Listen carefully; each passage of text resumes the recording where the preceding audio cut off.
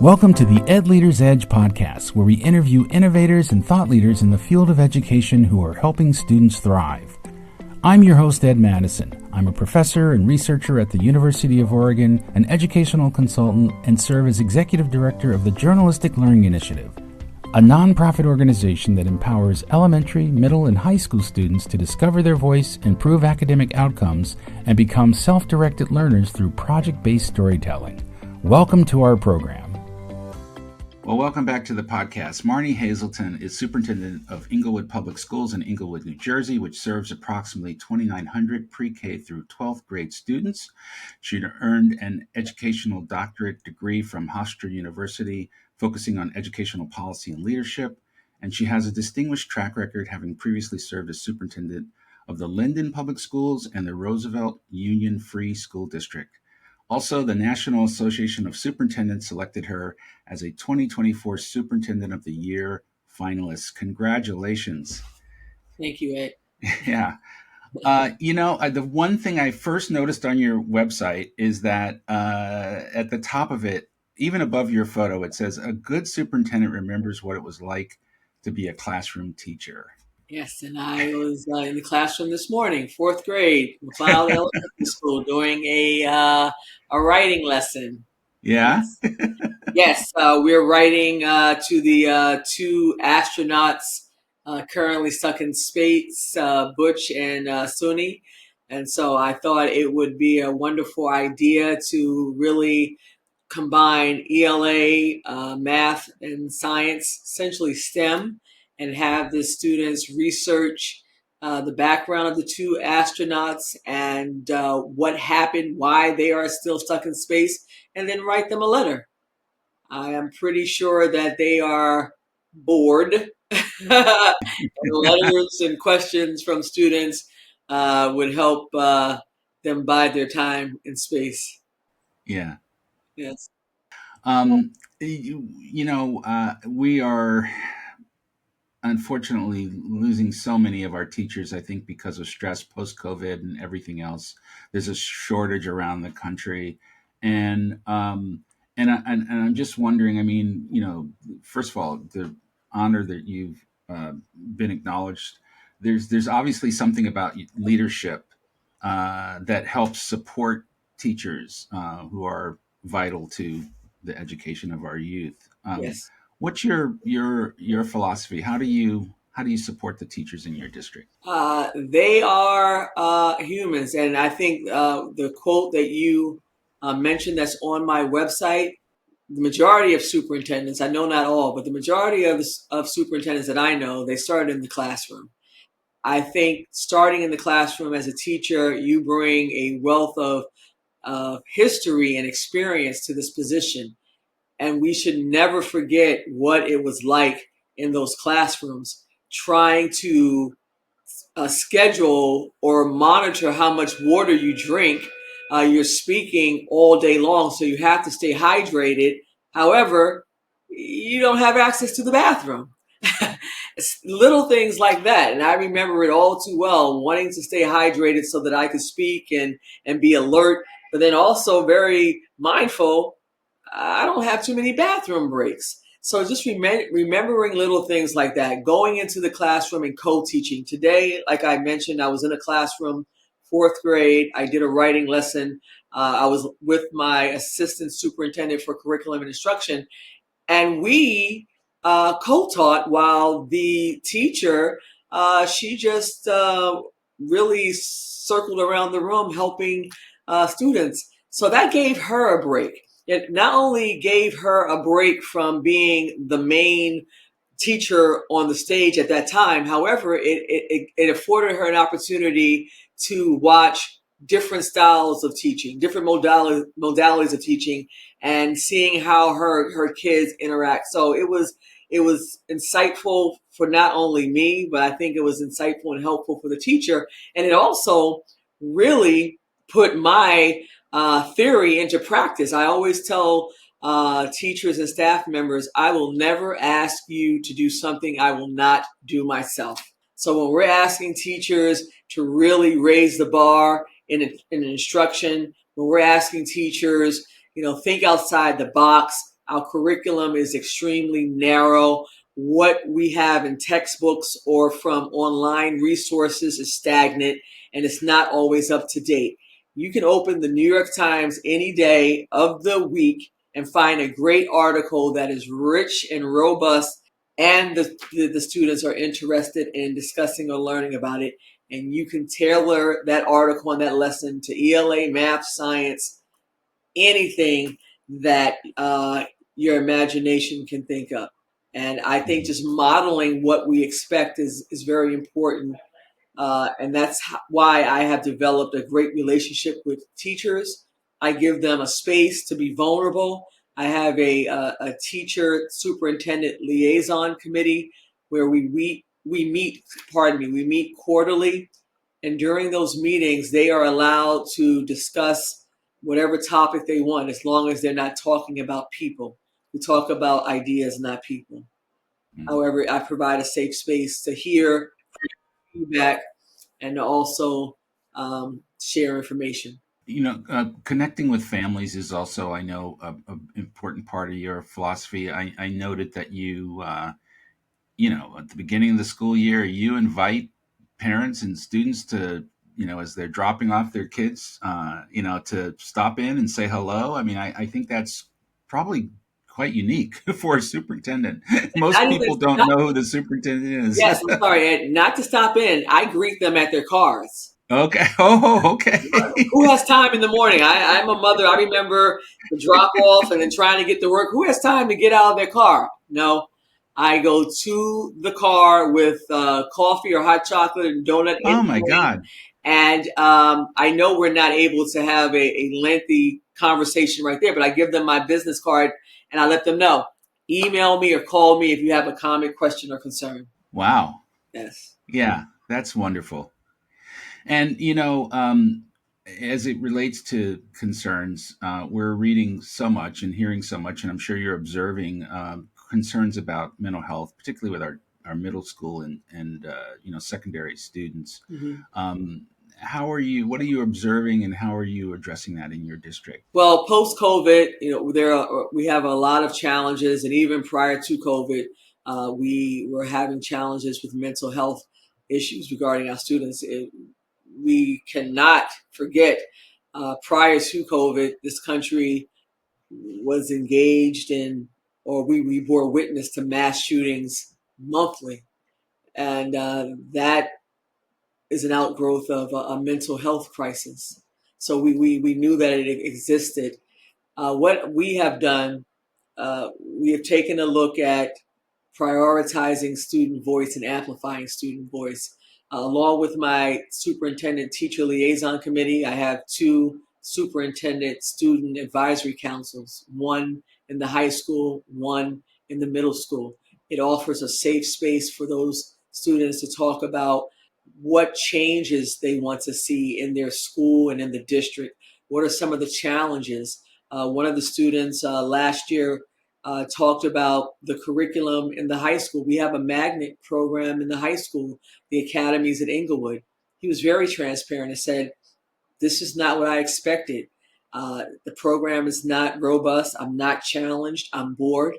And I took his comments very seriously. And I had to tell him, I said, I've noticed that as well. I see the same thing. Something else that we noticed is the cell phone.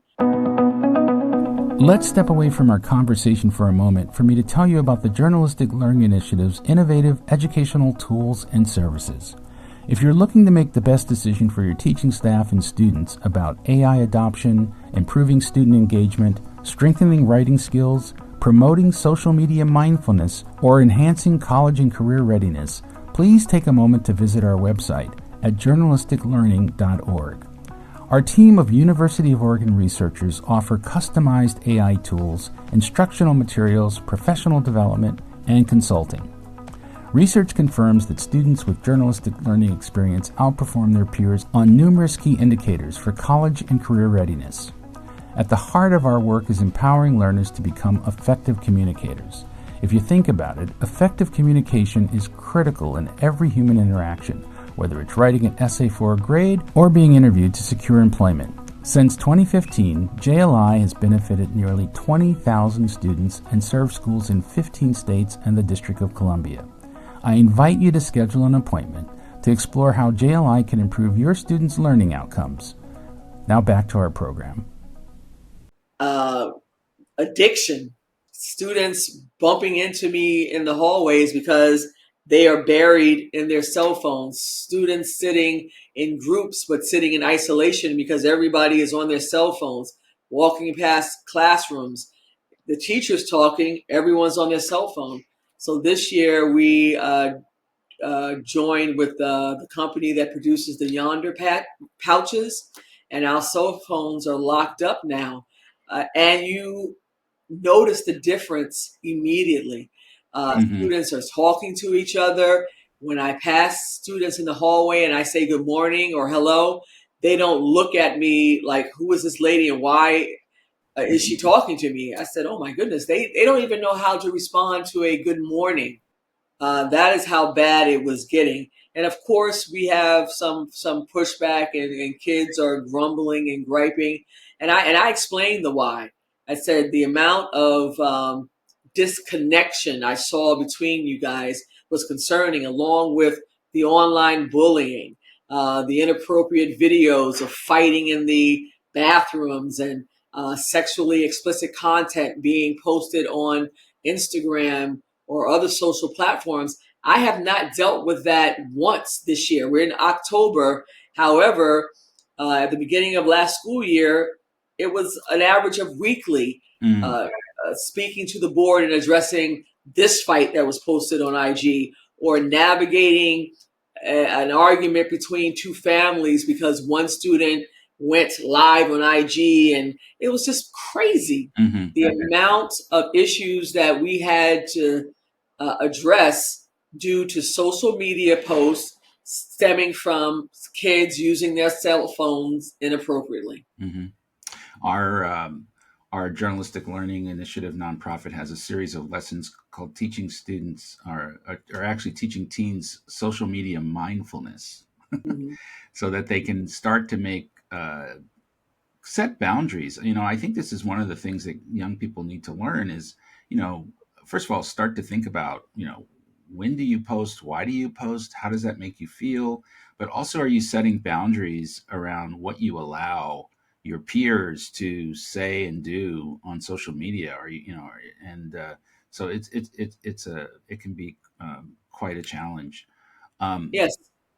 Yeah. And understanding the lasting impact. That stuff lives out there forever. It's very hard to pull that back, if you can pull it back at all. And, our kids live in the here and now, and everything is instantaneous. However, 10 years from now, when you are trying to get that first major job and they're Googling you and you're involved in some online nonsense from your teenage years, speaks to character. Yeah. Let me ask you about AI and what you're observing and maybe what you're thinking about it in your district. Well, we're working with the board to update our technology policy and to include policy on AI. So we are working with the state that has a template that we can use. Initially, what is it now, 2 years ago, when we started this conversation really about the impact AI would have on education, I read a lot of articles. We thought, okay, this would lead to mass cheating, and our kids are already behind as far as writing and critically thinking and coming up with their own information and doing the research. Wikipedia is not a valid resource tool. So I was thinking, oh my goodness, this is just going to really make our work more challenging. However, what I can speak to after attending conferences and going to sessions on AI, looking at the usefulness of it, it has really helped me a lot. And I love to write. I write well. However, in this role, there's so many correspondence that I always have to write to whomever the audience is.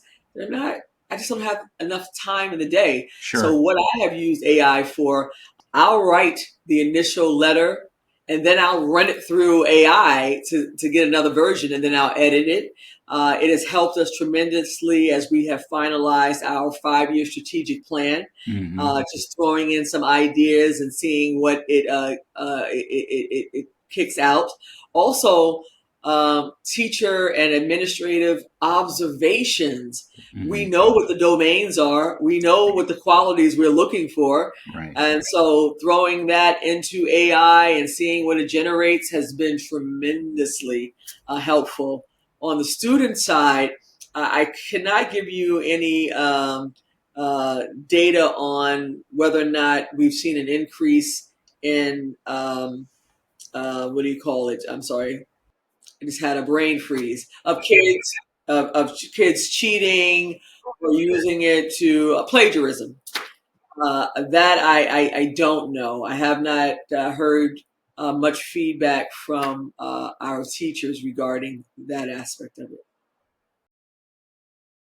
The plus is that it's democratizing tutoring. And, you think about if you had to be affluent to have someone come after school and sit with your child, but to be able to engage, with this tool in a way that can help inspire, but also improve and enhance learning is a really strong piece. Things like Khan Academy and things like that, and then we have some tools that coach writing but don't write for you, so Mhm. they coax you into thinking more critically to write better, and we're finding a lot of good response to that.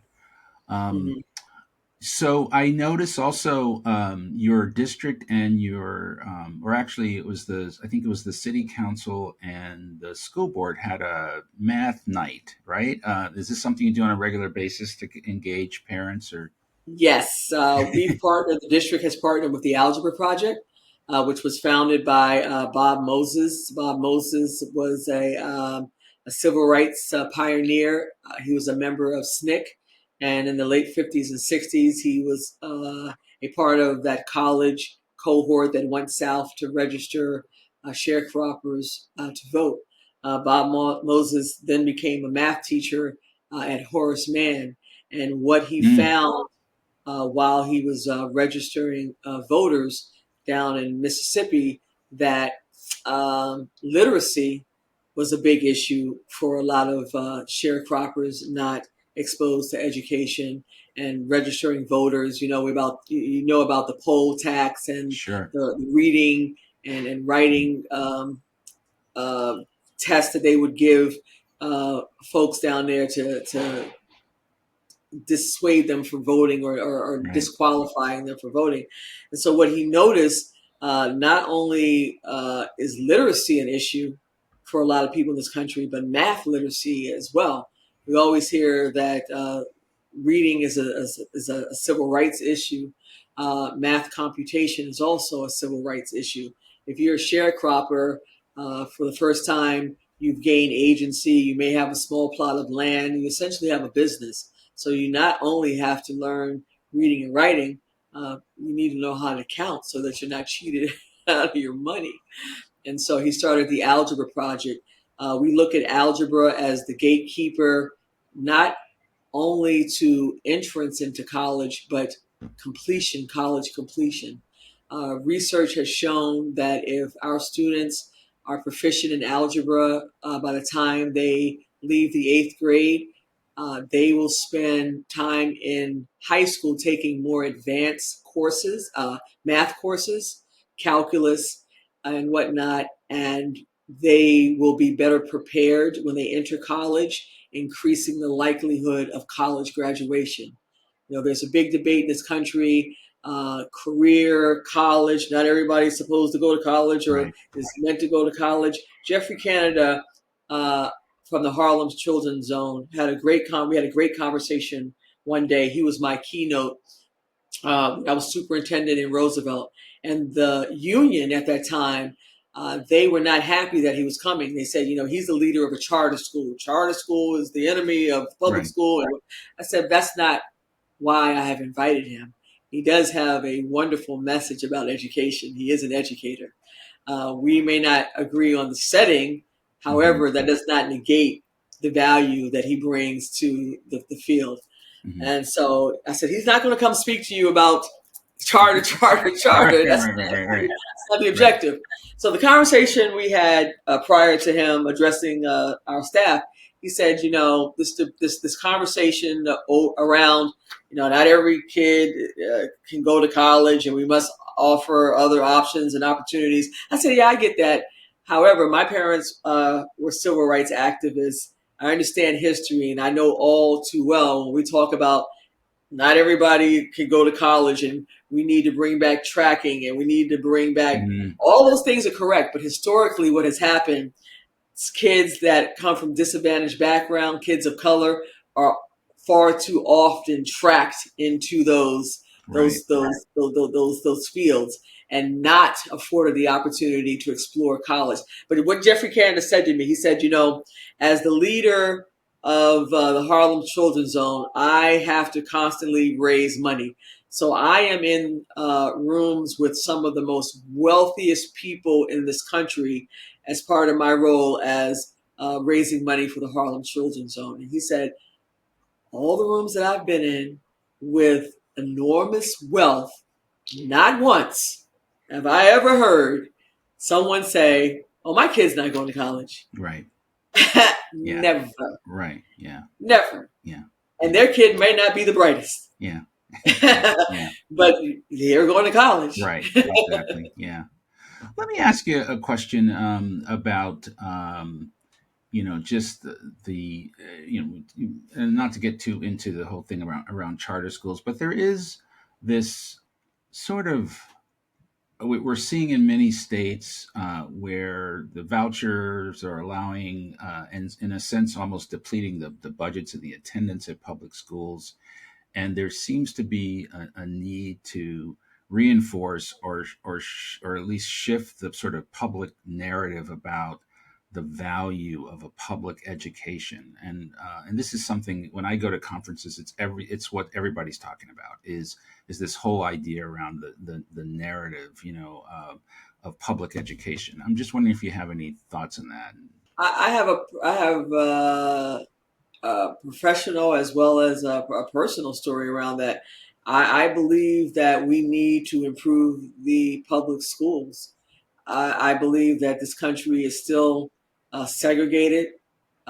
Your zip code determines the quality of your school, unless you're able to send your child to a charter or a private school. I live on Long Island, Nassau County, one of the wealthiest counties in the nation. However, it's one of the most segregated counties in the nation. And I live in a pretty decent town. However, the school district is, in my personal opinion, it was not suitable for my son. And so for the first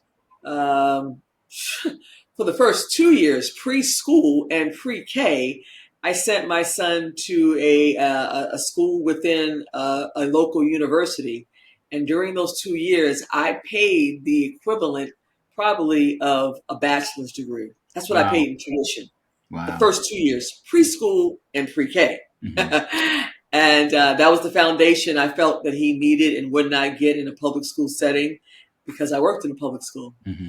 And I also, from first grade, I believe through first through fourth grade, we paid for a private school after that. And I got to a point where this is not sustainable. I'm saving for college. I'm paying just as much for elementary education. So I tried my local school, and it was a disaster. Probably the worst mistake I ever made. Wow. It just was not suitable for his background. He comes from a family that I value experiential learning. My son started traveling internationally at 3 months. And so by the time he was 10, he had been to 6 of the 7 continents. Wow. So that experience that he was bringing bred a lot of jealousy and envy in the public school setting. And I had to pull him out, and I put him into a charter school. put him into a charter school, and mainly because the day was longer, it was smaller. I felt that he would get more attention and he wouldn't get lost in a sea of other kids. And it wasn't the best experience. I think I probably could have gotten a better education if I had paid for one in a private institution. However, I did like the fact that they knew me, they knew him, and it was more of a family environment, more disciplined. They wore uniforms. And so I like that discipline. And but I do believe we need to strengthen and improve the public school system. Not everyone has the luxury of private schools. Right. Not all parents have the luxury of being educators and understanding how to navigate the system, or understanding what the choices are and what to look for in a good education, a quality education. What many people don't know what that looks like. Right. I was in a classroom earlier today conducting a writing lesson. I'm concerned with the level, and wonderful teacher. I'm going to support her. There's a lot of work to do. However, I'm looking back when I was in the fourth grade and how much I loved to write poems, and you gave me a writing assignment, I can knock it out. I'm very concerned at the rigor and the readiness of our kids to do basic work. Yeah.